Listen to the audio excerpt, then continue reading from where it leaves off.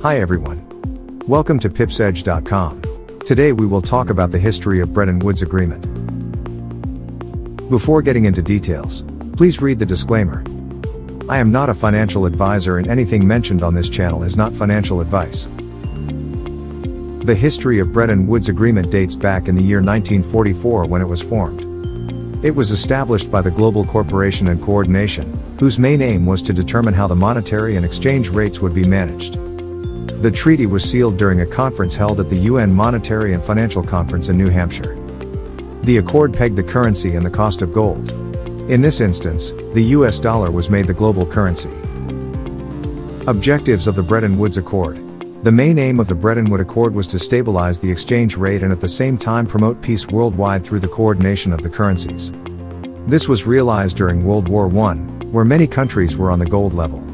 For the states to pay off their war costs, they had to print currencies to remain afloat. Hyperinflation at this time took preference, making the supply of money high that what was required, and as such, the agreement had to take effect.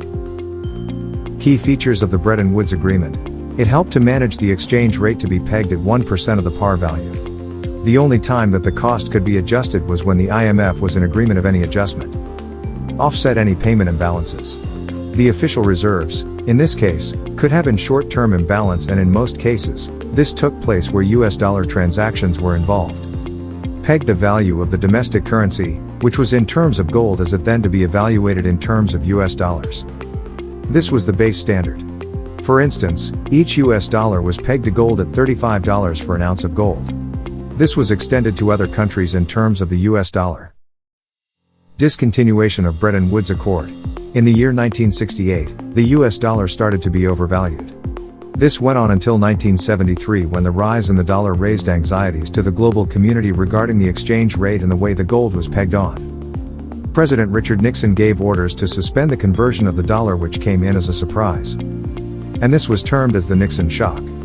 The dollar was deflated to 1/38 an ounce of gold at this time. However, the intended plan backfired, and the US gold reserves were redeemed at a higher rate than expected.